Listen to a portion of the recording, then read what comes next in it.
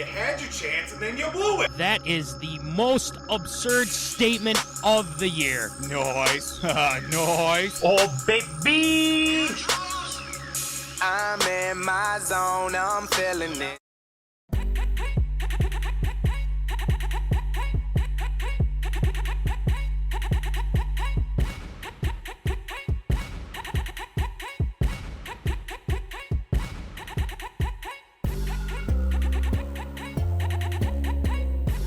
Live from Rock Solid Studios in Granite Falls, it's time for MinneZona Sports, live with DJ Matty C. and Paul the Shield Vold. And this is MinneZona Sports Live. We are back, yes. Claps all around. Episode 82. Episode 82. We are thrilled to have you guys here tonight. And, you know, as always, without further ado, I'm your host, DJ Matty C., a.k.a. Matt Callahan, a.k.a. Callie, a.k.a. Matty C., etc., etc., etc. And all the way from Woods and Shore Studios in Aiken, Minnesota, Paul Vault, the Shield. What's going on, Shield? Not only are we on the show tonight, Yes. Facebook is still up, so is Instagram. We are here. We're still on the social medias. Nothing was going to stop the show from happening tonight. That is, claps all around. Yes. You know, I think it's hilarious that when Facebook and Instagram, I thought it was just poor internet connection. I could have thought it was my internet connection. Knock on wood. But I'm quite impressed that whoever hacked it got into it and shut it down for a long time. Long time. But let's not do that right now, okay? Please, Please not. We have a Please show. don't. We have a show that we want to get done. We want to have a good time, okay? All right. Anyway, without further ado, before we get into Tater hot take, a couple things. Pick 'em went really well this week. Voldy, I know it's been rough. I've seen the socials media's post for you, and But the thing is we got plenty more weeks to go. Just remember that. And the zoners did a great job as well. We've had a lead change. We've had a lead change now, so let's throw up the leaderboard. And as we look at the leaderboard now, before we get into the overalls, let's get to the two people that won this week: Jack Vickers, Ryan Combe. Claps all around for those two winning. Pick them this week. It's quite impressive for what they did. And they're getting free stickers. They had two choices of the stickers we have. They've made their choices. Now we just got to send them off to them. So a lot of cool things to be had there. But there's a lead change. Joe Service, intern guy's brother, is not in the lead anymore. Jeffrey Lurkey, did I say that correctly? That's right. Okay. All right. Shout out to Jeff. Next time I'll see him, I'll have to let him know. Congrats. Yes. He is winning. If he's even paying attention, he's probably working right now. So there you go. Well, he is winning, but he is tied with somebody, and that is our guy Ryan Combe. Too bad a Packer fan is leading the leaderboard here, but not too far behind Jack Vickers with 44. He said he's having a great time with it. We went to high school together. He's a great guy. Watch out. And I don't know how bad I did this week, but I'm just getting murdered, I tell you. You know, I'm doing so bad I'm not even on the standings. Here's what happened to Jimbo? I mean, I feel bad. I want Jimbo to be up here, but we're more of a second half team right now. Yeah. So. Okay. Hey, you know what? We're on to Cincinnati. We're on to Cincinnati. That's all we care about right about now. But I would say that week 5 is going to be interesting. There could be a lot of shuffling as well again. But a lot of great matchups this week. Yeah, a lot of great matchups. So one of the matchups being the Minnesota Vikings, and we got to talk about that for Tater Tot Hot Take. And then after that, we're talking Twins. The season just wrapped up. We haven't talked about the Twins in a while, so nope. A lot to be said about that too. So I don't know. Your mother, Jane, says, LOL, I just asked him why he isn't on the list. cellar dweller. Welcome to the suck cellar, my friend. There's always room for more. Hey, he was our week 1 winner, so there's something to be had about that. Okay, so let's put that out there. So which also reminds me, he still hasn't gotten his sticker yet, so I may have to bring him with here this weekend. Let's see. You go right ahead. Yeah. I'm going to be at a wedding this weekend. I'm sure there's going to be some other people that want some stickers, so I'll be sure to get that going for us.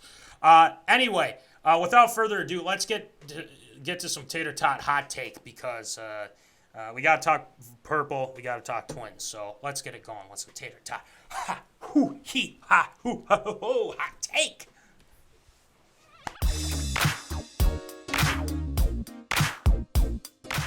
Fresh out of the oven, it's Tater Tot Hot Take.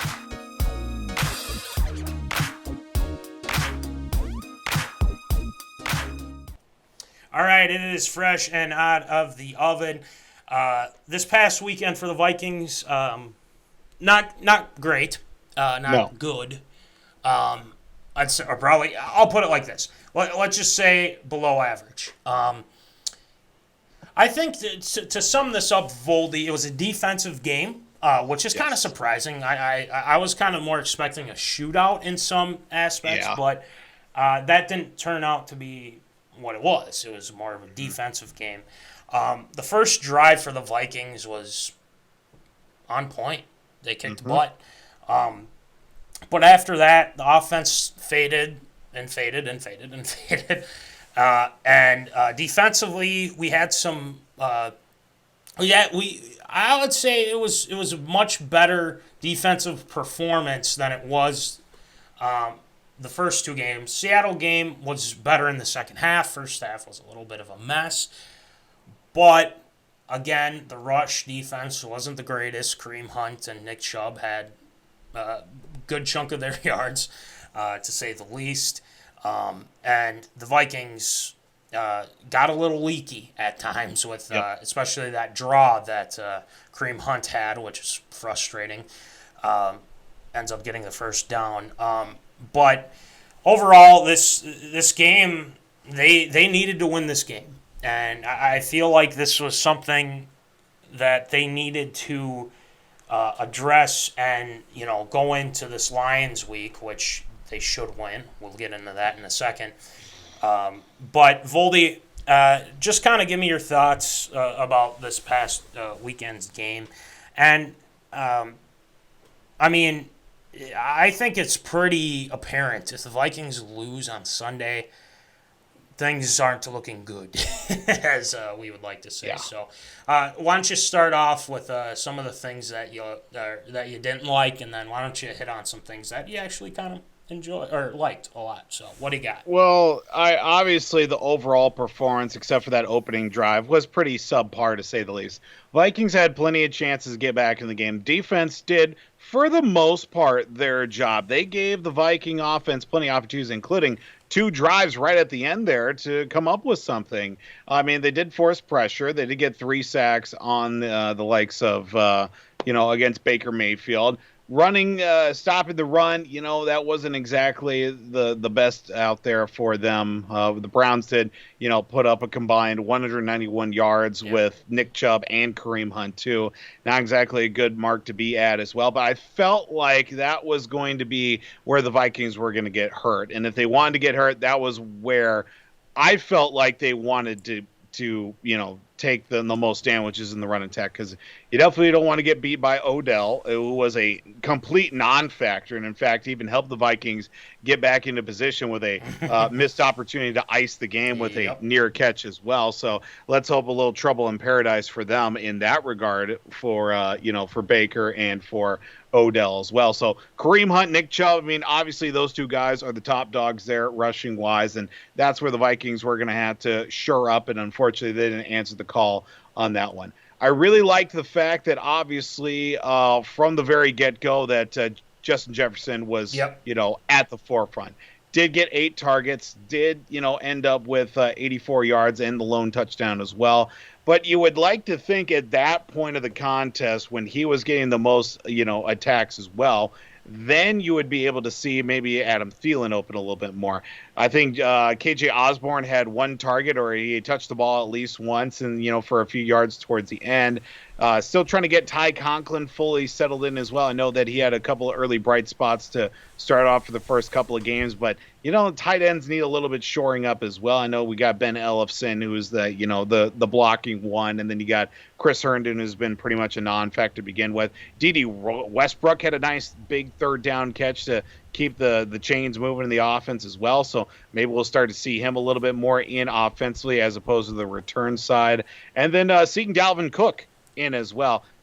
Didn't really get, all that, the big numbers that we were looking for, but still seeing him to be out there, contribute. He was a little bit banged up towards the end, but that wasn't overall surprising, especially with the ankle. So hopefully we'll see things kind of develop a little bit more. Him and Madison going back and forth, that's kind of the area that we want to see them at. Let's just hope the yards keep coming in. Also the ability for them to go up against, Detroit this week, who is, obviously in a situation where their defense is trash and their offense as well, giving up the football without even the quarterback fully possessing it. If you saw that turnover that they had against Chicago, which was completely surprising to say the least. Overall, there were a lot of missed opportunities. You can't really I just found this game a complete head scratcher at the end of it. It's just like, okay, we had the offense rolling in the very first series, and then after that, nothing.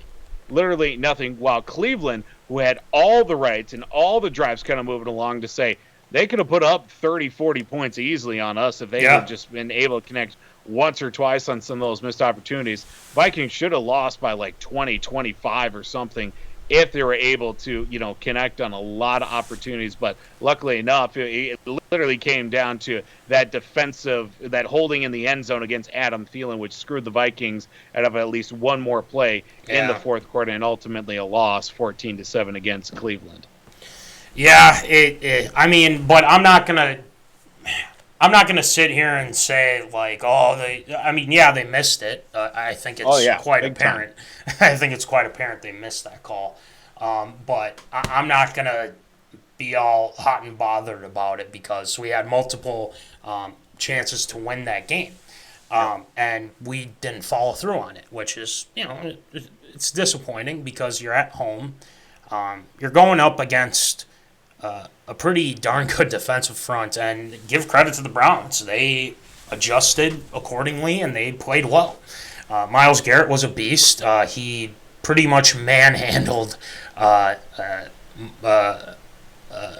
Hill, got manhandled by Myles Garrett. And but, again, you can't look at that and say, well, we did everything we could. I mean, I'm sure they did, but also, we got to remember that we have to be prepared for it. But there was a play there. Why in the hell is our guy Tyler Gronklin, aka aka Gronklin, Tyler Conklin, blocking Myles Garrett? Why? I mean, what the hell are we doing here? And he gets called for a holding call and whatnot, and pretty much, I think it negated a big gain by Jefferson. Mm-hmm. So that hurt, and I think they could definitely improve. Run blocking wasn't great. They only had like 1.7 yards per rush, and it didn't work. Offensively, I would say they couldn't run the ball, and with Dalvin not being at 100%, I think that hurt as well. But they were able to get penetration, and they tackled well. They defended well. You got to look at their secondary. They defended really well. We didn't adjust to that, unfortunately. We wanted them to, play well here, but they just did not. They didn't adjust well, and that's the sad truth of it. But I did like some things. Obviously, Jefferson, the guy's just a freaking star. Thielen had some nice catches. I'd like to see a little bit more involvement. Oh, yeah. But And then Conklin too, because I really think Conklin is a good asset to this offense, especially without Irv. So there's that.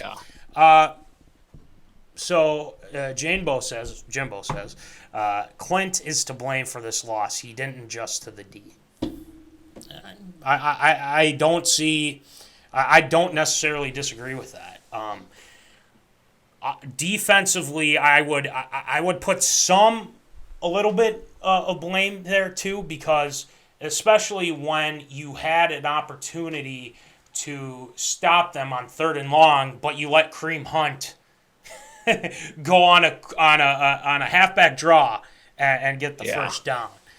So that's one thing. But offensively, Kubiak's got to adjust. You can have a scheduled game plan, but you got to make adjustments. So I don't disagree with that fact at all.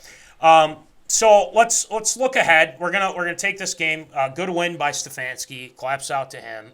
Shout out to him. Win. Shout out to Case Keenum and the keepers as well. We love the keepers. But let's look ahead to Detroit. I said this at the beginning. If they lose on Sunday, they're in trouble, big time. And all of a sudden, all the Zimmer haters, all the Kirk haters, all Vikings fans are going to be going up to TCO with pitchforks and torches. that's I wouldn't be surprised they lose to Detroit if Zimmer doesn't get fired. Yeah. I would not be surprised. I don't want it to happen, but I don't either. Yeah. I don't want it to happen, so they got to handle their business, take down Detroit. They do. So I think they're going to win this week. I truly believe that, because this team's too damn talented to lose to a team that doesn't even have a lot of their starters playing in this game already. So if you lose to this team, it's pretty much over. So I'm going to say it like that. But Voldy, let me... you think they're going to win this weekend, right? I don't see them losing. But if they do, we're in trouble. So do you see them winning this week? Do I see them winning? Yes. Yeah. Is it going to happen? Who the hell knows at this point?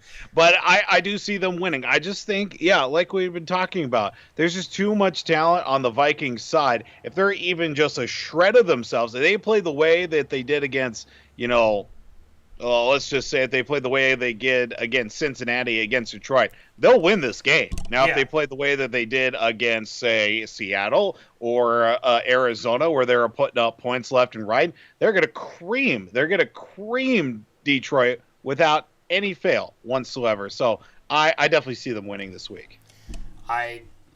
Me too. And I hope it's convincingly, because they'll need it. And after that, they take on Carolina, who, by the way, got Stephon Gilmore here this past couple of hours ago. So, the only thing to be keep an eye out is the fact our defensive backs are going to be kind of iffy. I know a lot of guys either hurt and or out with the COVID as well. So, we're going to be seeing if Detroit's going to want to push the ball down the field using Jared Goff. But we'll see. We'll see, like you said. It'll be interesting. All right, Voldy, we move from football to baseball. And obviously the Twins season has concluded. We've had a lot of conversations about how this was an abject failure. And I've made a statement and said that Rocco Baldelli needs to be fired. I did say that. Okay, I will own up to that. And I'm going to sit here and say I still firmly believe that. Now, I won't get into it, but I did read this article, which I think is interesting. Minnesota Twins president Derek Falvey resisting rebuild after last place finish. I'm not using that word. Well, you sure as hell should, to be honest with him. But I don't necessarily agree with that. But Voldy, let me ask you this, and to the zoners too. What do the Twins need to do in this offseason to... We know what's going to happen, okay? We already know what's going to happen. And, we've gone over it multiple times, but it comes down to one thing, is to talking to the penny pinchers and saying, "Hey, we got to spend some money here." If Falvey says we're not, yeah, there you go. Boop, drop it right in the hat there. Boop. Yep, But start passing it around. Pass it around. But Voldy, what do they got to do this offseason to get better here? I mean, because their pitching was horrendous again. So what do you got? Yeah, it's plain and simple. They need to go out and they need to spend some money. They need to go after these big target guys. Just because the fact that they finished out the last month with a winning record or after the deadline, whatever it was, they were like 29-28. That's still not good. You still finished last in the division. Your starting rotation was made up of guys that were, starting the year either not on the team to begin with, or were in AAA with the St. Paul Saints, which had actually a really decent year to begin with as well. Griffin Jacks, Joe Ryan, you throw in a couple of Bailey Ober as well. Really promising starts to their careers. Well, let's just see if they stick around long enough in a Twins uniform or not. I just really want them to go out and actually go get some guys. Yeah. And you see a lot of promise. Byron Buxton, it's the same thing we've been saying the last 5 years. Boy, when this guy's fully healthy, he's going to be MVP candidate. Yeah, he was for the first month and a half of the season. Gets hurt. Never the same after that. Did start to get a few things together last couple weeks, which was nice. Last month of the season, Josh Donaldson was hitting the cover off the baseball. Yeah. Let's see him do that for a full 162 or, 100, let's say 130 games, basically. Throwing a few off days. Maybe he gets one stint on the DL or something like that. Let's see him put that together from the start to the finish of the season. He'd probably be another MVP candidate as well because he was definitely up there in the mix. There's a few guys that need to get lost. I think Miguel Sano's time, done. Got to go. Got to find somewhere else to go for him. Need to shore up that infield. Catching-wise, I don't know what Mitch Garver, Leon's Astadio, what that whole situation is. Ben Rortvets need a clear starting catcher, need a clear backup, need to find somewhere else. What are these other guys that got hurt and or just couldn't find a lot of consistency? Where did Trevor Larnach factor? Where does Alex Kirilloff factor into next season? What's Max Kepler going to be like? Is he going to be trade bait or not here during the offseason to get a top guy or a top starter? Because I think right now, if there's an opportunity to get a big starting pitcher for the Twins, they will have no problem getting rid of Max Kepler if that's what the team wants out of it all. I really like the fact that Twins president Derek Falvey said resisting a rebuild. He's not using that word. Prove it. Yeah. Prove it. Prove it. You can say it all you want. You can talk all you want. Until you actually do something about it, your word means nothing. Nothing. Do something about it. I'm sick and tired of it, man. We all are. Every Twins fan is sick and tired of it after a couple promising years where they just stumble their way somehow to a division win and end up in the postseason, get swept by the Yankees, and we're back at square one. And then here we go for another 2-3 years of maybe we'll finish, 15 games under 500. Hey, maybe we won't lose 100 games. Stop it right now. Go out and spend some gall darn money and get this team past the first round of the playoffs. That's what they need to do this offseason. Preach. Here's, before I get into it, Easy A, our guy Easy A, should have gotten rid of Sano years ago. Garbage. Bruh. As soon as they put him in the outfield, I was like, okay, straight down. Trade value. God. Garbage. I want to piggyback off of what you said because I think we're both in agreement. They need to spend more money. They need to do this and do that. But when we have clown pollads up in the owner's box, or even if they're at the games, I don't think I've seen them at many, to be honest with you. But maybe they are there. I don't know. But when you go out and get guys, and Voldy, you've said this on numerous occasions, J. Happ, Matt Shoemaker, they were good. 5 years ago, we've said this. These guys were terrible. Kenta Maeda, remember, people said this guy was our ace. He had a great year in, was it 2020 and 2019? I warned people of this, that this would happen, that he would go from really good and then he took a step back, and not just 1, 2, maybe even 3 if we want to go that far. Kenta Maeda was not great. They trade Barrios, and Barrios has success with Toronto, which is interesting to me. So why does this happen to when Twins players leave Minnesota? Well, yeah, there might be a curse in Minnesota, but it's the coaching. It's the coaching too. Because whatever they did, whatever team traded to get that person, they figured out a way to make them better. That's what they did with Barrios. That's what they've done with who's the guy on the White Sox that's doing well? Do you remember Voldy at all? Gosh darn it, I can't. Big guy, 88 or something like that. Yep. Terminator. Yeah, something like Mercedes. that. Mercedes. Yeah, yep. And then when they go out and get guys like Callahan, Yeah. bust, not worth the money. He got better as he got, but didn't matter because we're already out of it. And then another thing too, they never saw the 500 mark. Liam Hendricks, thank you. Liam Hendricks, that's right. The other guy. That's what I was looking for. I couldn't remember. Thank you, DeChamBro. But there's that. Oh, Kyle Gibson, a perfect example. Hit his first career home run. Yeah, and then hits his first career home run.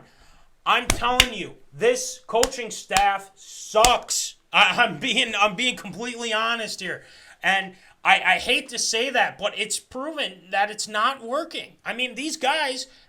Shoemaker was even ripping the organization about this too. Now, Joe Ryan's a nice addition. I think there was some, there's some good out of that. But then you give away Cruz, and Cruz was thinking, well, maybe we can win a World Series together. He loved his teammates and everything. But it is a disservice by this Twins organization that you couldn't get to that point because of one thing and one thing only, is because the damn Pohlads don't want to spend money to have this team be in contention to go to the playoffs, go far in the playoffs. And they said they were talking World Series, was it, after the Bomba Squad year and everything like that? Look where we're at now. Last place. 73 and 89. And the fact that Falvey, Levine are saying, this isn't a rebuilding year. Yeah, okay, bud. Voldy said it right there. Okay. Buxton, yes, if people want to blame it on injuries and things like that, I don't care. I'm not blaming it on injuries. You have to adjust to that. Now, I'm going to say this. I know people want to be like, well, I want to be done with Buxton. We can go out and get pitching, things like that. But Buxton's the only thing that's putting some butts in seats, to be honest with you. The attendance for Twins games was at almost an all-time low, or very close to. So let's think about that for a second there. The Pohlads are going to be losing. People don't go to games. There's you have that hanging on you there too. So I think in the off season they're gonna say at face value, but if they're in contention to get somebody, they're gonna be taken by someone else. Mm-hmm. Because what's gonna happen is we were close to getting him. We were in talks, but he got signed by another team. It's because you guys lowball them. You lowball them. That's what happens. That's all what happens. You lowball them. Seriously. Hence why Buxton is fed up with it. Hence why Barrios left. So there's that. Left. Let's end it like that. Okay. They gotta. Obviously, we're gonna keep in tune with it, seeing how things go. But I'm still under the firm belief that this coaching staff is not great. I have to say it. And if people disagree with me on it, fine. But I really believe that. I really do. So we'll see what happens. It's going to be a long off season for the Twins, in my opinion. So anyway, Voldy, tonight we have Callahan School of Logic. There's been a lot of talk these past couple days. One surrounding Urban Meyer, Urban Meyer.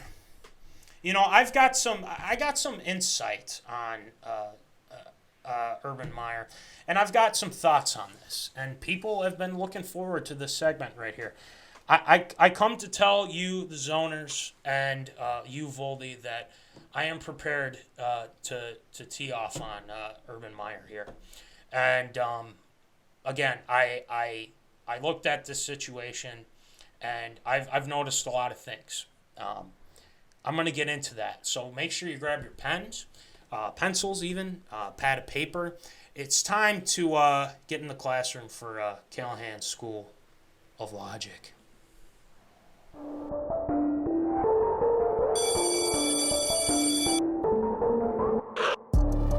Class is in session.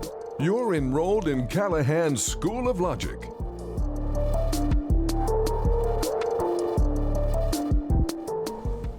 All right, before we get into Callahan's School of Logic, I apologize, Easy A. I wanted to make sure I got your comment in here.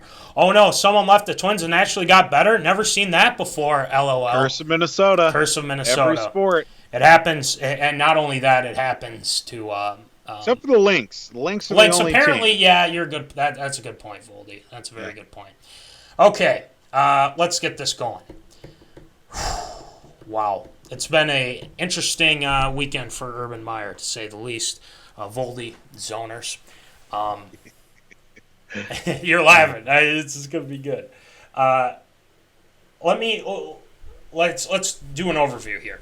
So the Jaguars take on the Cincinnati Bengals Thursday night game. They're up 14-0. The Jags were, but then obviously they lost that lead and lost the game. So they're in Cincinnati, Ohio. Urban Meyer has family there and whatnot, and he has his own bar. Apparently, he owns a bar down there. So he tends to go to that bar, and he's not only photographed, but he's caught on video. Now, you guys probably saw this on social medias. Obviously, as you can see, Urban Meyer looks like he's 2 sheets to the wind, and I wouldn't I wouldn't blame you if you're laughing right about now. But yeah, let's make this noted as well. Yes. Neither of those women are his wife in the photo. Exactly. Not his daughters. And just so we're clear as well, neither of them are related to Urban Meyer, and who just became a grandfather as well. So again, became a grandfather again as well. Had a new grandchild he was going to go visit. Wow. So let's set the scene here. So anyway, that's kind of the back. And if you guys haven't seen the video, it's not good. I highly recommend the alternate angle. Yeah, alternate. Yeah, exactly. I'm going to start off with this. Urban Meyer should be fired immediately. I'm not joking. Now, the fact that he is still employed by the NFL is a little bit disgusting to me. And the reason why I say that is because this isn't college football, Urban. This isn't something to where you can't just go out and do whatever you want. You know, you have the name, you have the glory and everything like that in college football, but you're in the NFL, buddy. You're in the NFL now. Now you go to the bar, you take the picture with these women, then all of a sudden one of those women starts grinding up on you. And you're putting your hands where they shouldn't be. And not only that, you have a wife and kid at home. Not only that, but you just mentioned Voldy. He just recently had a grandchild on the way here. Recently had a grandchild. Wow. Father of the Year, apparently. Not doing too well in that category. One thing I found interesting, and you'll see in this link, Voldy, I don't know if you had a chance to look at it, but Tony Dungy was put on put on that or was talking about this. And obviously you can see in the lower third, Urban, what the hell, and I think it's pretty warranted. But let's. Tony Dungy said, "Never in my 20-some, 30-some years have I seen a head coach not fly back with the team." Mm-hmm. I haven't seen that either. I don't care. I don't give a damn. I don't give a damn if you're from Cincinnati and you want to see family. Great, but you didn't. Urban made the choice to go to his bar and have a couple drinks after a loss, and not only that, he was grinding up on some younger co-eds. Bro, you're 57 years old, and you're a head coach in the NFL. In the NFL. So you decide, I'm going to go to my bar, have a couple drinks, and get a little handsy with some women. What are you doing? You moron. You are, I mean, he goes, and if you saw his little apology thing, oh my God. He's like, I'm sorry, it was stupid. I apologize to the team. And he's looking down the whole time. Oh my God. Now, he has completely lost the locker room. I feel like he has. I think they even trolled him. They even trolled him after practice recently. He's completely lost the locker room. They're 0-4, and yes, I understand it's a rebuilding year. I get that. But if you're 0-4, and guess what? Urban's not used to losing. Well, guess what? You're in the NFL. This is a rebuilding year. You have Trevor Lawrence, okay? He needs protection. You didn't do that for him. And then not only that, very controversial, the Iowa strength and conditioning coach that you tried to hire and then had that's right. interest or that had I don't know, he was terrible to the players or whatever it was, and then the whole Tebow thing. It's like, well, no one gave Tebow a chance. Okay, did you sign him? No, you didn't. He didn't go anywhere with it. So you have that. But not only that, but let's go back to college for a second here. I think he tried to cover up domestic abuse from one of his coaches and said he didn't know anything about it. He was trying. Yeah, BS. That's a bunch of BS. And not only that, but I understand that you're a really good coach in college. You only had 9 losses, your whole career, in college football with Ohio State or whatever it was. But you go out and do something as stupid as this, okay? You're a 57-year-old man, and I don't think I've ever seen an NFL coach do something as stupid and blatant as that. Now, I talked about the press conference, and Voldy, I think, it was a joke. And all these reports, let's not forget now, all of these reports are saying that you have to, Shad Khan said, you have to regain trust and, things like that of the team. You have already lost it. Why are you keeping this guy on an NFL, being coach of an NFL team right here, and letting this go by? And it's like, well, it's not that big of an offense, things like that. When you lose the locker room in the NFL, that's over. It's over. They don't give a damn about you. They don't care. Now, there's all these reports, Jaguars players saying he has zero credibility amid the scandal. I'm looking at this report right now. Michael Silver from Sports Illustrated said in the article, players were particularly were put off by the fact that Meyer canceled Monday's team meeting as he dealt with the uproar over the videos of him and a young woman getting cozy in that Ohio bar.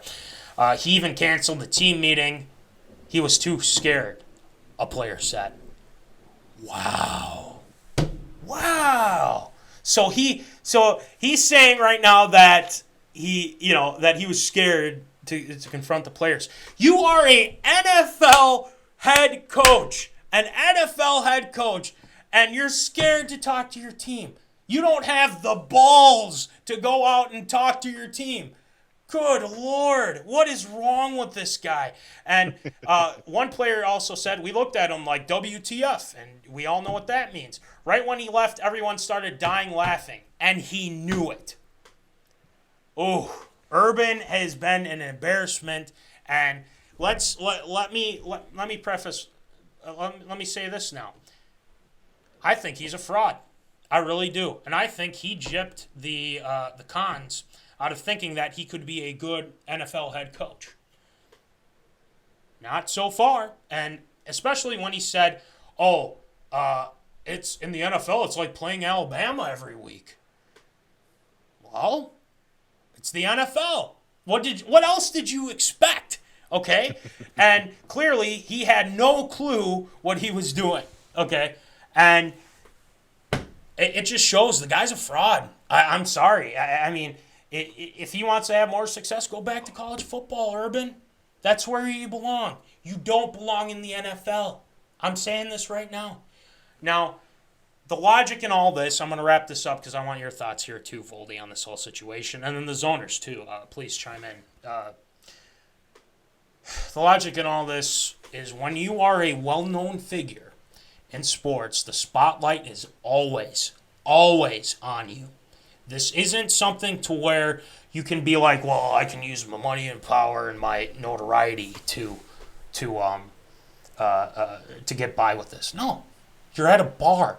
You're at a public setting. Someone is going to film you if they see something off, especially when photos start popping up. Not only that, not one, but 2 videos of you getting cozy with some co-ed. What the hell? Oh, and not to mention that, but you have a wife and kids and grandkids. Huh. What the? Yeah, I wish I could say it right now, but I'm not going to say it on this PG with Sprinkle 13 show. But the spotlight is always on him, and in this case, Urban Meyer got burned. And I think he's shown his true colors. This is what I'm going to say to end this off. Shad Khan, Jaguars, fire this man. Yep. Fire this man. But I don't think that I don't see it as of right now. I don't see it happening, but I wouldn't be surprised if I got an update today or tomorrow morning that said he's gone. So yep. The logic in all this is, to be honest, you're a coach. You're a coach, and you do something as stupid as that. When you tell the players not to do it, it's hypocrisy. You know, I mean, you're saying one thing, but then you're actually doing the thing that you said not to do. Hence, there he is. Voldy, your thoughts. Zoners, your thoughts. Go. Well, there's a lot of things we need to address right off the bat. And obviously the first big thing, not flying back with the team.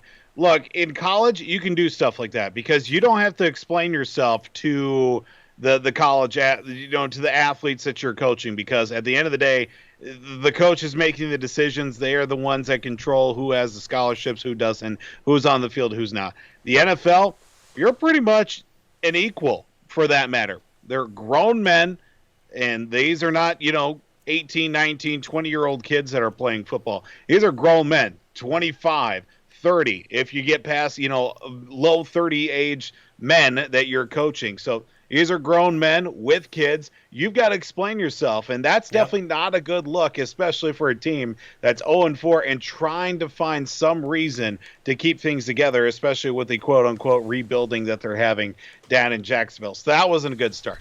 Second part as well, look, if you're going to go visit family, you should have gone and visit family, not go out to a bar, even if it's got your name on the side of it. Have a few drinks, you should have probably stopped in, said hi, how are things, how's business and all that, and then moved on. Not stay there, not get, thrown 2 sheets to the wind like you had said earlier, and put yourself in a compromising position as well. Because at the end of the day, no matter what, there's always going to be a camera on you. I don't care if you're coaching college, you're coaching pro, coaching high school. Just assume someone's always watching and someone's always going to be looking at the dark side of whatever is going to be that you are doing. And obviously the most unfortunate part of the whole thing as well, we already know the incident that has happened and the alternate angles, the main angle that explains what's happened, not a good look. And obviously going back, you cancel the Monday meeting. That's not a good sign. That was not good because obviously, too, not for the fact that, you're trying to put out a good put out a smoke screen, if you will. That's not good for the players because obviously they're looking at something that they need to be building up. If anything, this is going to hurt them even more without one extra day of meetings and also practice as well to, be building up for them for the week against Tennessee coming up. And then you go in, you don't even address the whole team. You address, personnel groups, position groups, and then they don't even believe you to begin with. The moment that you stepped in, didn't address the team as well, it's unbelievable the fact that he didn't address the whole team, had them come together, say, look, guys, I messed up. I'm owning up to it. This is my mistake. Please do not let this affect the performance of the football team, or something along those lines, saying, this is on me. This is a reflection of me, and unfortunately, it's going to be a reflection of the franchise. And I put the team behind on this situation, and it's just not good. The moment he started getting laughed out of the meetings and out of the locker room as well, the season's already over. It's not good. It's not going to get any better. Should have never left college. And I've heard this a lot too about Urban Meyer. Fantastic recruiter. Gets all the 5-star athletes, got all of them in college. Well, guess what? This is the NFL. Everybody's got 5-star athletes. Everybody's got the best of the best. Otherwise, they wouldn't be on an NFL roster. Not everybody is going to be, out there putting up 40, 50 points. Not like you're playing, Purdue each week or something like that when you're at Ohio State. No, it's going to be Ohio State against Ohio State every single week. Alabama against Alabama. The best are going up against each other. It's not about who you have. It's about what's up here. How do you strategize? How do you game plan? What about this situation? Being a master tactician is what makes great NFL coaches. Case in point, Bill Belichick. We're going to throw out our first Belichick reference of the night just because it's completely absurd. And you look at some of the other coaches that have gone from college into the NFL, not a whole lot of success. There are a few guys that have hung around long enough to make themselves and adjust properly because, you know what, knowing what you know from the college doesn't translate to the NFL or professionally. It's about surrounding yourself with the right people to be able to meld it together and become a bigger plan as well. Looking at the situation overall with Urban Meyer in Jacksonville, 0-4 start, probably not going to get much better as well. I would not be surprised if he doesn't make it to Sunday, and if he does make it to Sunday, he's not making it to the following Sunday, especially if they lose, too. I wouldn't be surprised if Shad Khan says, yeah, that's enough, you're done. And you know what? Maybe he gets getting the USC job or something like that. USC's no short of controversy. Their last few head coaches, heck, let's bring up the old Steve Sarkisian situation. And I mean, he's not doing too bad for himself as of late, but you know what? There are a couple of dark years there with Trojans, but I wouldn't be surprised they go out on a limb there and just like, all right, he's a pretty good college coach. Let's see what he can do here with this program as well. But at the end of the day, I mean, Urban Meyer's just got to go. It was an experiment, and so far, it has failed. It's failed miserably. Abject failure. A couple things you brought up there, and then we'll move on to ARA. No, we got to get to the zoners. Easy A says not every college coach can do what Pete Carroll did. Mm-hmm. But let's remember, Pete Carroll ran away. So there's that. Pete Carroll was in the NFL before he went to college, so at least he's got that experience. He was head coach for New England before Belichick came. Yeah, that's true. Just saying. Laura says lack of consequences. Shake my head. Yeah, it's a lack of consequences, and the fact that he hasn't been canned yet tells me Jacksonville's just gonna have to be the laughing stock of this whole situation. And I saw Lawrence's his press conference as well, and he's saying all the things that you'd expect him to say. But if they do end up canning Urban Meyer, who's I feel like who's going to be waiting in the wings? Our good friend Darrell Bevell, offensive coordinator for the Jacksonville Jaguars, and I think he deserves the opportunity over Urban Meyer. I think it's that apparent, and to be honest, I don't think Urban Meyer's a very good NFL coach. It's that simple. If you've lost the locker room, you've lost the whole organization. So, Shad Khan, do what you're supposed to do. Fire him. It's that simple. He's a fraud. I'm sorry. He's a fraud. So that's how I'm going to put it at. Anyway, without further ado, we move on from that. It's done. It's over. At least it's not the Vikings, So we'll put it like that. But let's get on with it for ARA. We got some sweet stories coming up here, and some involving hockey, some involving the NFL, and then some involving some MLB and golf.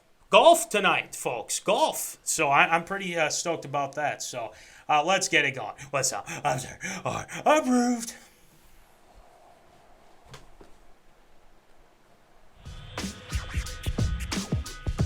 It's time for everyone's favorite segment, Absurd or Approved.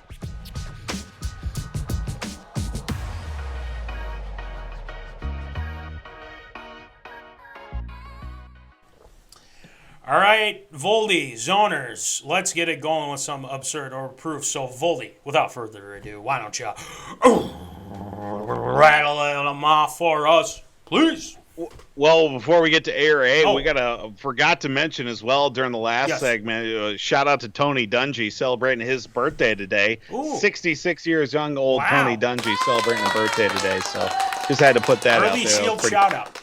Yeah, exactly. A little preview for that, too. So we start off in the world of hockey, and, well, I know that we had the Facebook whistleblower earlier here this week that caused Facebook and Instagram to go down. How about an old hockey whistleblower as well? Vegas Golden Knights goaltender Robin Lehner, he's been spouting off a little bit about some of the ne'er-do-wells and some of the fishy business that's going on behind the scenes in the locker rooms as well in the NHL. And, well, he made some not-so-savory comments towards Philadelphia Flyers head coach Alain Vigneault and the Philadelphia Flyers in the realms of medical malpractice of players, thus leading to also implications of possibly prescription drug abuse as well that has run rampant in professional sports for years. He did post a series of tweets on Saturday about the treatment of players in the NHL, and especially bringing attention to the situation with Jack Eichel and the Buffalo Sabres as well,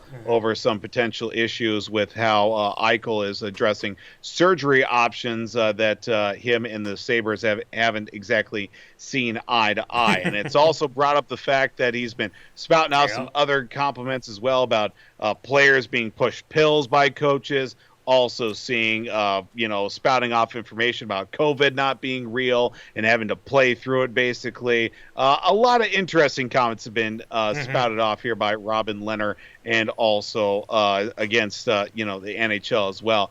Is it absurd or approved that Robin Lehner's comments on medical malpractice and also just the outlandish comments being pushed out there against not only Coach Vigneault of the Flyers, but also the NHL too?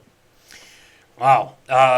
After reading this, it's a lot of this person said this person said that, but this happened, this didn't happen, this whole thing seems a little off to me as well. But the one that sticks out a little bit is saying to play through COVID and, everything like that. That's going to rub some people the wrong way. No matter what side, if you're pro-vax, you're not anti-vax, whatever. But there's a lot of Liner, like you said, called Vigneault a dinosaur, apparently. He says he doesn't know him. He said that I was a dinosaur, consider myself experienced. Dinosaur, you can say that with experience, you become a dinosaur. Maybe. I do know that I've been coaching a few years. I'm tough, I'm demanding, but I care about my players. Okay, so it seems like he does, but there are some things that Liner is also saying, that he had a productive phone call on Sunday with the NHL Players Association, which he also called out in his tweets. But there's a lot of saying they're pushing these prescriptions. There's not. Is there malpractice going on? Maybe. I think people are pushing that line a little bit, but it's hard to know who's saying the right things and who's telling the truth, who's not. And I don't want to lean one way or the other, but this situation just seems a little off to me. But I wouldn't be surprised if it came out that they were doing some malpractice here, and if they're doing that, I mean, there's going to be some consequences. So, I'd probably say it's a little. I'm leaning more towards absurd, just because we don't know enough, and I don't think it'll ever be thrown out there to say like, oh yeah, there's been malpractice or anything like that. But if someone can prove it, throw it my way, and then my answer would change. So right. I probably lean more towards absurd here. So Voldy, what do you think? There's been a lot of situations, a lot of different sports, a lot of different leagues where somebody's come out and spoken about the rampant drug abuse, whether it be opioids or prescription pills, and, the whole situation of some stuff going on behind the scenes that fans, players, and others don't even really know about.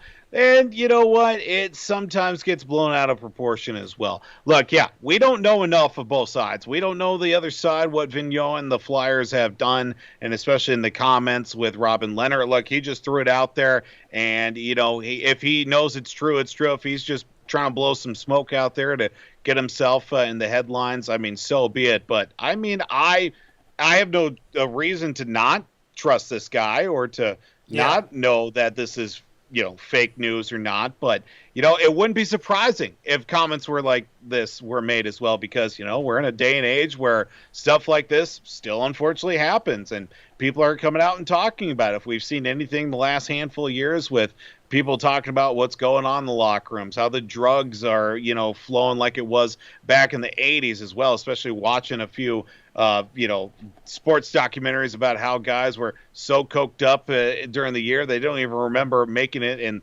leaving, going to and from the house basically on a given day to see that. Doesn't surprise me as well. The absurdity of the comments as well. Again, we don't know the whole story or the whole, which side is right or not. I'm going to say it's borderline absurd as well. Okay. Well, I think that's the best way we can put it at this point. But it hasn't been. I don't think it's out of the realm of possibility that it's happening. Right. That's all I'm saying. But Vigneault, his comments seemed a little off to me, a little bit. If you read the full article and what he said too, it just seems like there's some people, it seems a little off. But at the same time, I guess until we get more information, we'll see. But yeah, I think everyone else would agree with that as well. So, all right, next one, Voldy. Well, we go to the NFL, and the Baltimore Ravens trying to make a little bit of history, but maybe not in the grandest of all fashion as well. Had 3 seconds left in Sunday's game against the Broncos, which they were up 23-7 at that point. So firmly in the hand. You know what? Take a knee, get out there, out of the W, and on to next week as well. But instead, it was the Ravens actually gaining another 5 yards on the ground with quarterback Lamar Jackson, which then allowed them to record its 43rd straight game in the franchise of at least 100 yards rushing and tying a 44-year-old NFL record. Now, you would think in a situation, you're up 23-7, only seconds left. You know what? Let's just take the knee and get out of here. But that would have ended the streak as well. And Coach John Harbaugh says it was 100% his call to actually run the play, as opposed to having Lamar Jackson take the knee, run out the clock. Hey, we'll talk to you next week and stuff like that, and we'll see you back on the plane. Saying it's one of those that's meaningful. It's very, very tough record to accomplish. It's a long-term record as well, and especially with the long-term success that the Ravens have had as of late with their franchise quarterback in Lamar Jackson. But it also does bring up the fact that they were up. Game was over. Just finished it. And you know what? It obviously puts them in a bad spot. Denver too as well. Absurd or approved the Ravens' decision to go for the record instead of taking the kneel to win the game. Well, I feel like I can see each side's both ways, and Vic Fangio definitely had some comments about what happened. Now let me compare something here, and obviously the comparison between these two things are a little bit more different. Okay, Adrian Peterson versus Green Bay. I think that actually came down to a field goal to win the game. But we wanted Adrian to break the record, most rushing yards in a season, right? Yep. And it's like, well, one more play, but this was week 7. This had playoff implications. It did. So there's that to factor in, and I think we wanted him to get the record, but we also want to get in the playoffs. Unfortunately, that year we lost to Green Bay in the wild card round. Anyway, but let's fast forward here. Okay, so they were 3 yards off, if I'm not mistaken. In this instance, I understand you're up 23-7. I get that. But what if you fumble? What if this? What if that? But it's like, well, it wouldn't matter, But then again, it puts up on the stat sheet, and then it shows that if you're committing turnovers, et cetera, et cetera. I really don't have a problem with it, to be honest with you. The reason why I don't have a problem with it is it seems like it was pretty meaningful. Like Harbaugh said that they really wanted to have that. The players, I think apparently it meant a lot to the players, organization, and everything like that. But Lamar said, I'm not going to lie, I ain't really care about the record. I wasn't thinking about that. I was just thinking about winning the game. And technically, you already have the game won in that aspect. But there's a part of you that just wants to get that streak and keep it going. And I think, sometimes Harbaugh can get a little greedy, and he did in this instance. So I can't believe I'm saying this, but it's got my stamp of approval just because it's only 3 yards. What's it going to do? I understand that, but you could fumble, everything like that, but you're already winning the game. So, yeah, stamp of approval. I mean, keep the streak going, I guess. Voldy, what do you got? Look, this is the NFL. If you can't stop a team 3 yards or 5 yards or 1 yard, obviously you don't deserve to be on the same field as that team. Mm-hmm. I see no problem with it as well. It's garbage time. Obviously, the other team just was like, all right, let's just get this over with and run out the clock. And, Baltimore is playing for something greater. I can see it from both sides. Like, all right, you won the game.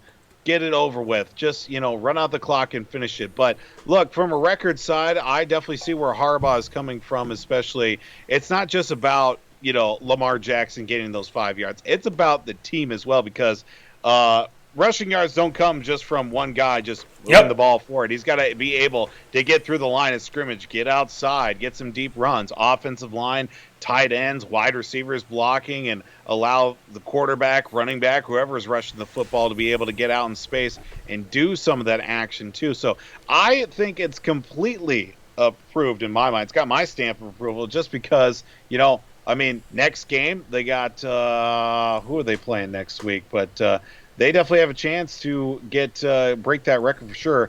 Looks like no, actually it's not. I was gonna say it was Cleveland, but they play somebody. I should probably look it up on my phone. I think they're like a 97% favorite against their opponent or whatever. But it's got my stamp of approval. I don't see it as a huge issue. That's just my opinion on it. I really don't. Fangio, I think, is putting like, well, what if somebody gets hurt? That type of thing. Well, you're already taking risk when you're playing all these games. Like, well, we don't want someone to be lost for the season, tear their Achilles and whatnot. But, again, it's football. It's a big boy game. You got to, stop them. Fair enough. I think you put it nicely there. So, yeah. The Colts. They're playing the Colts this week. They'll get 100 yards easily. Yeah. The Colts, they've got injuries up the wazoo, to say the least. All right, next one, Voldy. Well, apparently third place wasn't quite good enough for the New York Mets or ownership. Steve Cohen, in his first year of ownership of the New York Mets, so much so that they're letting go their manager Luis Rojas after letting go and declining his option for the 2022 season, making the announcement the day after they finished third with a 77-85 record with the New York Mets as well. Obviously, there were missed opportunities this season after what could have been a promising year last year. They went out and picked up a lot of free agent moves as well. They get Francisco Lindor this past offseason. They have the return of Jacob deGrom to form as well. Obviously, Noah Syndergaard was out for a good portion of the season. They bring back Marcus Stroman, who is a guy that fills out some innings, but not exactly at 100% to where he is. And a lot of injuries and not a good enough amount of actual players to fill out a full lineup as well. Had to have a bunch of role players and guys that ultimately didn't quite help out, the likes of Pete Alonso, their franchise first baseman, who can still hit the cover off the baseball. But Steve Cohen now going into year 2 as well with the ownership. Is it absurd or approved that they went out and declined the option and get rid of Luis Rojas as manager for the New York Mets? Well, he had 2 losing seasons, but he's been with the organization for a while, like, was it 16 years or something, he said. It seems like this was coming, and it was no surprise. But like you said, Voldy, this team, it's got a lot of talent. Obviously, with Syndergaard being out, Stroman, a guy that the Twins were in contention for. Did you know that they're in contention? I did not know that. How did we miss out on the Stro show? Yeah, are you kidding me? I don't know, but they were in contention. That's got to count for something, right? Anyway, back to the Mets here. But I agree. I think this team had a lot of talent. Now, here's my question, and you probably know better than me, but maybe with the whole fans and versus the players deal, maybe had something to do with that. I don't know. But at the same time, I think, I don't know if you can really control that, but because this was kind of led by the players.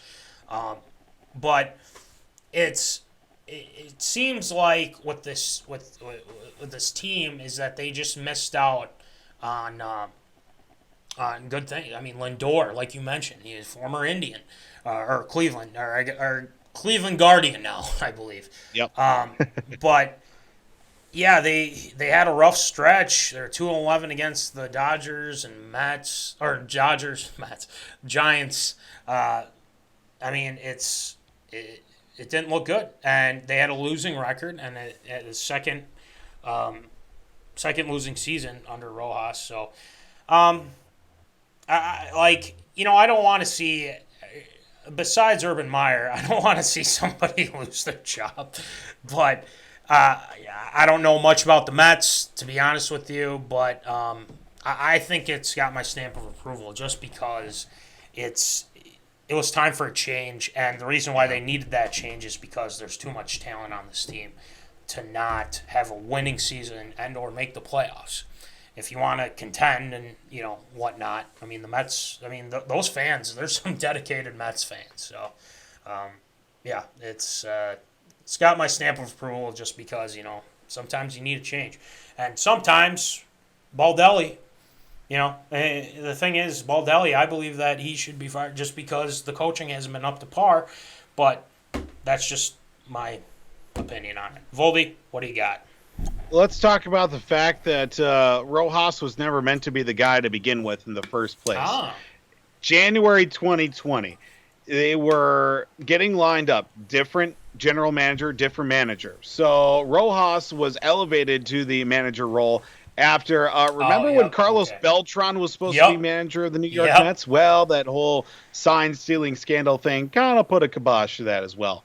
So you get him. Brody Van Wagenen was supposed to be the general manager. Well, he ends up getting knocked out of that position as well. So Sandy Alderson's the GM, and you've got Steve Cohen as the owner of the Mets as well. So that made it now the fourth manager in 2.5 years and third in 4 months. And they bring up their minor league manager in Luis Rojas, Rojas to be the manager for the Mets. Obviously, this was a lose-lose situation, but getting the performance that they did out of him, first year was last year in the COVID era, 26-34.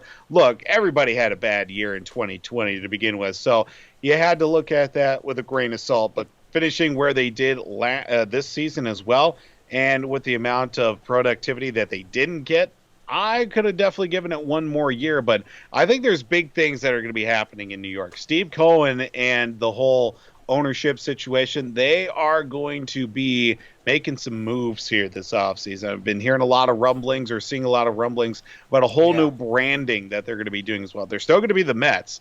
They're going to do apparently a complete overhaul of everything related to that on the branding side of things. So I wouldn't be surprised if stuff like that is going to be out there. Who knows? Maybe Carlos Beltran will return as manager. Same thing happened with the Red Sox. Alex Cora was manager, gets let go. They bring in Ron Renicky. They stink last year.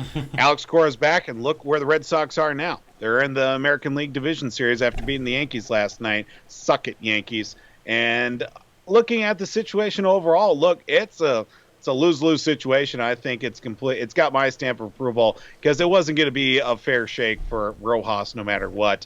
And I think it was just time to move on. I agree.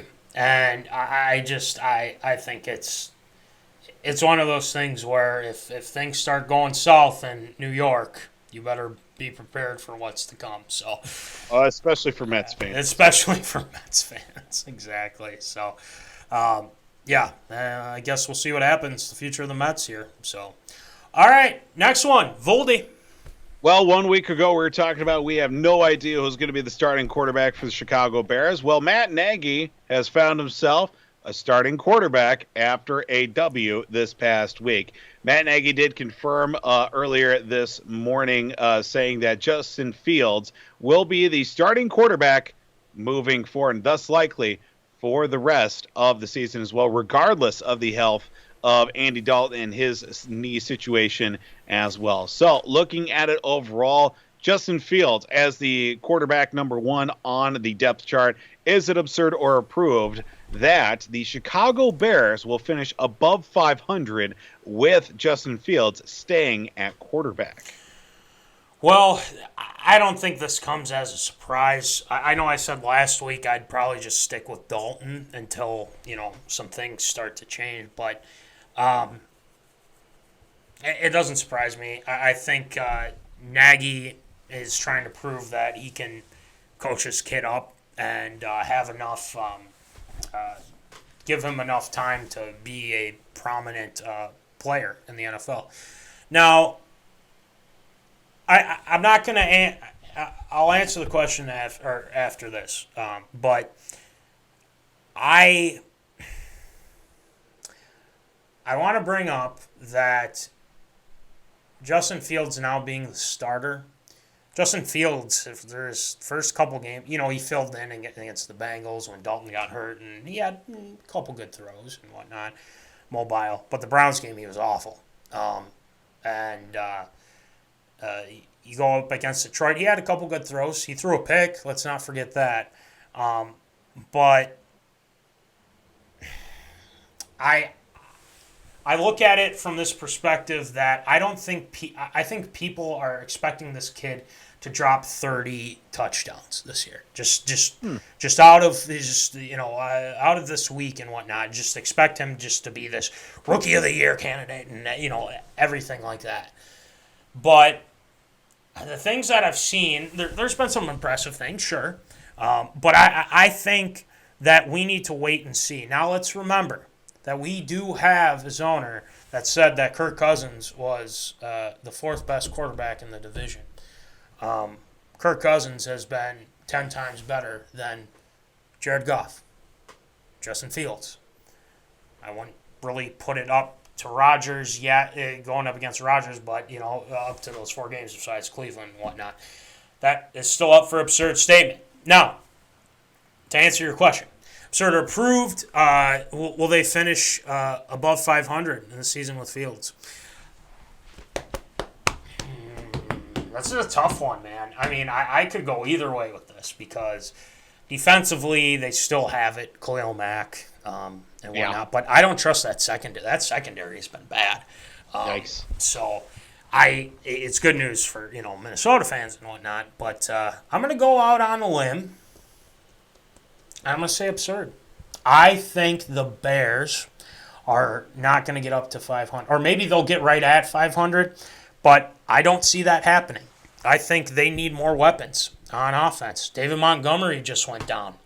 Yep. You have, I think Damian Williams or something in the backfield there, which he's not an awful back, but I'd probably rather have someone a little bit more that has a little bit more juice. Daryl Mooney's okay, but yeah, I think they'll be just shy of 500. That's what I'll put it at with Fields, and I think Fields will have some good games, but I also think he's going to struggle a lot too. So that's just my humble opinion on it. And Matt Nagy, losing confidence in him almost every week. I think all Chicago fans are now too. So big time. I'm going to say absurd.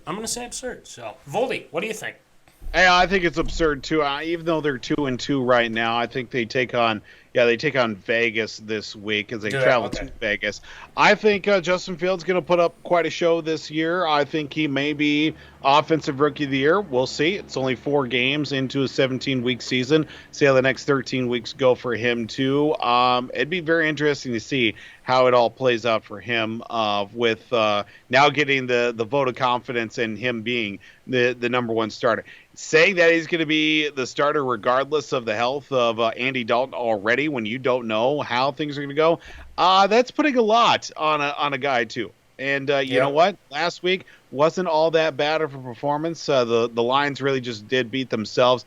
It was 11-17, 209 yards, an interception, didn't throw from a touchdown or anything. But, if he's able to contain and be able to come up with some big plays and allow the defense, especially the front seven, to contribute that way, I think the Bears got a pretty decent shot. Finishing at 500, I don't know about over 500. That's going to be a tough one, especially with way you could probably count at least one of 2, if not both losses to Green Bay for the year. So I'm going to say it's absurd, too. I don't think they finish above 500, right at 500 or below. I think a lot of the zoners would probably agree with that as well. But maybe if there's some that think that they'll be better than that, which is very possible. And I could be proven wrong about Fields, but I think there's a lot of more growth that needs to be had. That's just my opinion on it. So we'll see. I agree. I think it's absurd too. But the Vikings need the help, all the help they can get at this point. So, all right, last one, Voldy. There's been a lot of great rivalries in the world of sport. You've had Mannings, you've had Brady, you've had Jordan against the world, you've had Magic, you've had Bird, you've had Boston, L.A., New York, everything in between. The next great rivalry in the world of sport, DeChamBro, Koepka, the match. That's right. The 5th installment of the 12-hole, not 18-hole this time, match between 2 golfers who have feuded pretty much throughout the entire year, are going to meet the day after Thanksgiving, Black Friday, at the Wynn Golf Club in Las Vegas for the match. That'll be, of course, televised by Turner Sports, whether it be on all of the stations, TNT, TBS, True TV, and whatever other stations they own as well. But obviously a hot budding rivalry that's been going on and breaking some of the golf headlines here throughout the year for this 2021 year as well. Obviously, they did play nice with each other at the Ryder Cup, which Team USA did win. Solid W over Team Europe. But looking at this, and we know a little bit of the backstory and the history between these two golf superstars as well. Will it be absurd or approved? 12 holes of golf. Will it eventually boil down to Bryson DeChambeau, Brooks Koepka? If they make it to hole 12, might even be hole number 11, they just boil it down and start throwing haymakers at each other. I kind of hope they do get into it, to be honest with you. Please. This has been brewing for years, and this needs to happen. And this will happen, and I'm happy it is going to happen, to be honest with you. But, again, there are things that DeChambeau does to piss him off, and there are some things that have been said, but back and forth. That video, I'm sure people have seen. and whatnot. But I think they should fight it out. And yes, they hugged each other at after the Ryder Cup and whatnot, saying that, everything's fine, whatnot. But no, this needs to happen. This is what the people want. This is why golf. Now, you don't have Tiger right now. Obviously, he's recovering from his ordeal, his deal and whatnot. But you need to have something to look forward to, and I think this is something that they're going to really look forward to, because now people are going to watch. They want to see how this feud is going to go down, and we need to see who is the better player. And I think, to be honest, I'm probably Koepka on this, just because I know DeChamBro can smash the ball. I mean, he can hit it a long way, but his approach game, his putting's not the best either, and he's throwing up some stinkers. Let's be honest. But Koepka has always been kind of that constant as well, and they trigger each other, man. I mean, they really don't like each other. So, stamp of approval, and if they fight it out, it's going to make for great content, great TV. So, stamp of approval all around. Voldy, what do you think? I'm looking at this from a fighting perspective as well. We know these are some thick-cut dudes. We're talking maybe a 10, 12-round heavyweight bout. Put it at the MGM Grand. Put it on with a Fury Wilder 3-card coming up here this weekend, too. But I'm looking at it here as situation DeChamBro. We know that he's a modern-day John Daly. Just grip and rip it. He's going to be throwing hard. He's going to be throwing heavy in the early rounds. I feel like Brooks Koepka is more of a methodical guy. He's going to try to work the body, work the head, and try to outlast DeChamBro, try to get him the later rounds before, boom, he connects with one and puts him on his ass. But looking at it overall, this could be a great match, because we already talked about the fact that these two guys pretty much polar opposites of each other. And I feel like Brooks Koepka is a little bit hurt because of the fact that DeChamBro came onto the tour and pretty much took the star right away from him, because everybody's seen, who's this outlandish guy rocking the newsboy cap and hitting it 450 yards off the tee and just trying to scoot it over the water, as opposed to, chip and putt on the way for an up and down in two or a situation like that. But, I see it from the perspective of, what? This is going to be great for everybody to see. If they do end up fighting, I'm going to take DeChamBro early on, try to get him second, maybe third round, maybe work in that right cross. Got to be different somehow. Up with an uppercut and puts Koepka down as well. Maybe Koepka's got a little bit of a reach on him, but I think DeChamBro is going to come out the victor in that match as well, whether it be in the boxing ring, out on the 9th hole, on the green as well. But for the match itself, you know what? We'll see how the cards play out, who's ever swinging the hot sticks at that point as well. So I think it's completely approved. I think they should fight. Just get it over with. Just get it over with. Call it good. Like you said, let's have it in Vegas. Let's get ready to rumble. There's a reason why it's in Vegas too, man. Yeah, it's the fight capital of the world. Good point. That's a damn good point. But yeah, this has got to happen, and I think it's going to be. I'd watch it, honestly. I just want to see it. I mean, this feud's been going on for long enough, and I want to see this at the breaking point. Let's go. It's smart that they went to 12 instead of 18, because of the last one with Brady and those guys, and Aaron Rodgers, a 5-hour round or something like that. Yeah, good Lord, just finish it already. The 12's definitely a good start. Yeah, 12's good enough. We'll keep it like that. So, anyway, great job with ARA this week, Voldy. A lot of cool stories that we were able to go back and forth on, but. I think the everything that was said with ARA, we hit on pretty much all of them. So we had a good time with that. And don't be afraid to give us your thoughts too, Zoners. So anyway, let's move on to Shield shoutouts. We've got some awesome Shield shout, a couple of retirements as well, or actually a lot of retirements as I'm looking at right here, and surprising. I got to still add there at the end, so we'll make it happen. Sure, we'll make it happen. We'll get it rolling. So anyway, it is time for some shoutouts.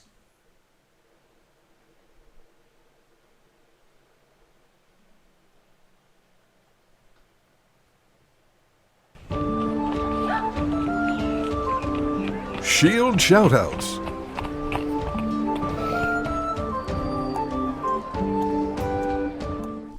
All right, Voldy, who are you shouting out tonight? Well, we do have to give a birthday shout out, like we had mentioned earlier, Yes. to former Golden Gopher, former NFL coach Tony Dungy, celebrating 66 years old today. So happy birthday, Coach Dungy.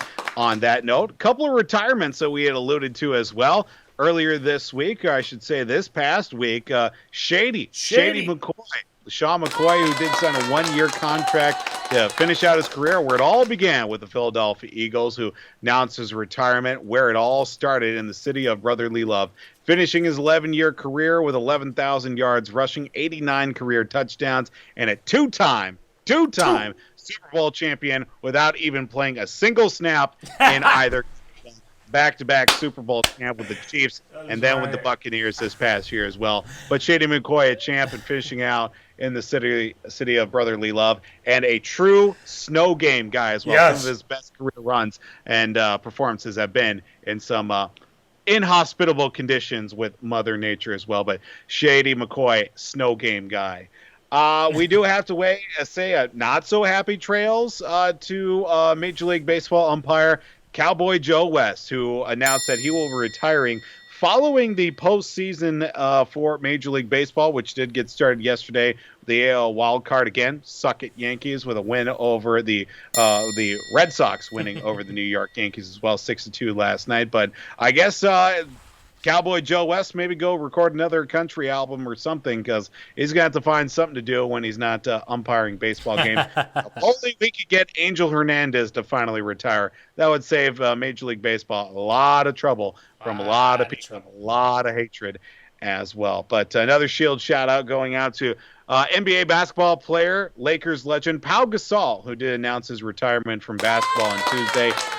Did finish out his career playing with Team Spain as well in the Summer Olympics. And you know what? In his career with the Memphis Grizzlies, LA Lakers, played a year or so with San Antonio before finishing it out with the Lakers. Won 2 NBA titles with the Los Angeles Lakers as well. Finishing out his career, and also did mention the fact that, you know what, if it weren't for, even his old teammate, God rest his soul, Kobe Bryant, Kobe even did mention as well that, without Pau Gasol, he didn't win 2 more titles as well after Shaq did leave L.A. And you know what? If his number does get retired by L.A., it'll be right next to Kobe. So it'd be very fitting. So happy retirement as well to Pau Gasol, one of the good players in the league, and not that bad of a player. And you know what? See what else he does after his career as well. I think he's got big things coming for him as well.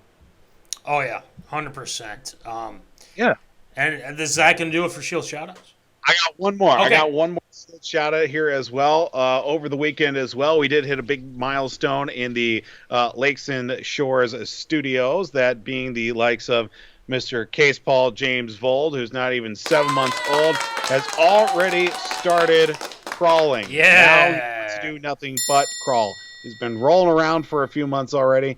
Now he has figured out how to crawl. We were in the prone position for a few weeks, thinking it was coming, and lo and behold, Saturday, he started moving forward, and now all he's doing is moving forward. And, well, now start to baby-proof the place, because you know what? He is a bit of a free roamer, and turn around for half a second, he's halfway across the room. So big milestone here in the compound here. And you know what? That's going to do it for Shield Shoutouts this week.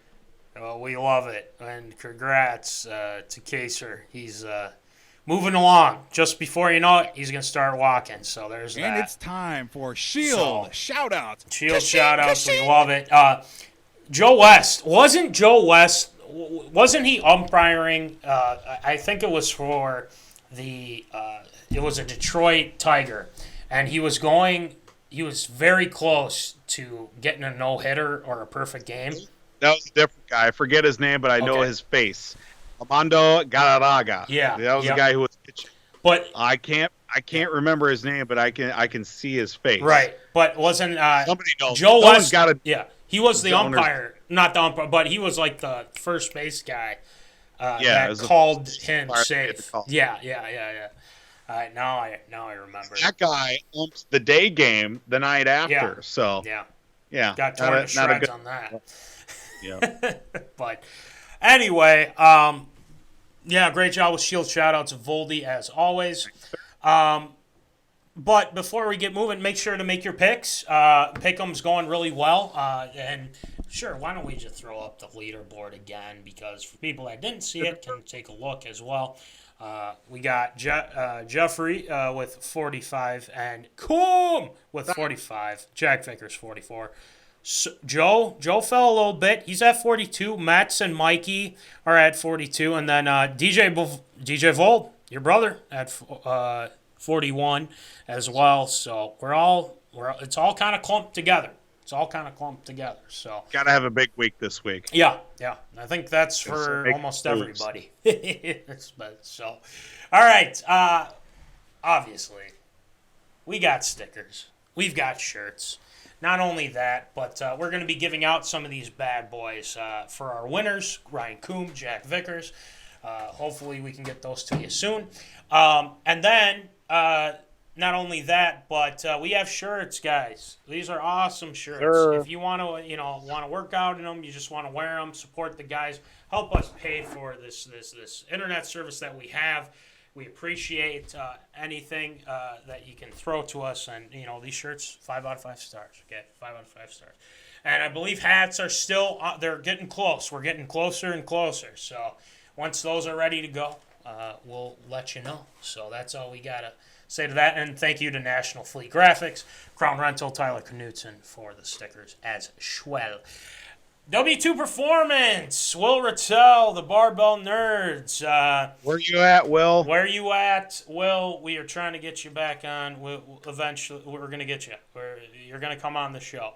But he's doing some great things. So make sure to like his page, subscribe to his YouTube page. Really informative stuff. Will knows his stuff. So there's that. And then also, if you want stickers for the Barbell Nerds, right here, $2. Get 'em. Really simple, really cheap. It's awesome. Make sure to check out Jack O'Keefe, Jack's Junkyard now with Apparel. He's got stuff going on. He's on the TikToks, all that fun stuff. And then check out Breaking Into the League with Sam Gabrielli, Ryan Martin, available on Spotify, Apple Podcasts. And with the NHL coming back here next week, I'm sure they're going to have some NHL talk. And obviously, they're going to probably be on with us at some point. So there's that. And then one last thing before we sign off for tonight. Voldy is out next week. But Yes. I do have confirmation that the Ricky Rubio apologist himself, Cole Munson, will be filling in for Voldy. So we'll have some fun throwing some Rubio jokes back and forth. But it should be an interesting one next week. So Certainly will be, yeah. Yeah, we'll keep you Matt, posted. before we Yes. go here, I forgot to mention with Shield shoutouts too. Yes. Unfortunately, we do have to send our condolences, thoughts, and prayers to the Bungham family here. Unfortunately, Evan Bungham's dad passed away here earlier this week. Unfortunately, Oh, man. we do send our thoughts, condolences, and prayers out to the Bungham family here during this time. Their dad, David, really good man, a great father, husband as well. Visitation is going to be on Thursday down in Hayfield, and the funeral is going to be Friday as well at Trinity Lutheran Church. So just a reminder, if you know Evan, you know the whole family as well. Really good people, great friends, awesome people to be around as well. So if you know them and if you haven't reached out to them, please do so. They're going through a real tough time. So I want to say rest in peace to David Bungham as well. Him and the Bungham family, really good people. And again, from the MinneZona Sports Side family to the Bunghams as well, we send our thoughts and prayers to you here through this difficult time. So just had to mention that. Yes, here. no, absolutely. Our thoughts and prayers are with the Bungham family right now. So yes, absolutely. But anyway, with that, let's we will conclude our episode 82, and I know we'll be back next week. We'll have some more fun. NHL starting up, and NBA sir. is not too far behind. We can rip the Wolves and all that fun stuff. So that'll be fun. But as always, remember, folks, keep in the zone. Holla.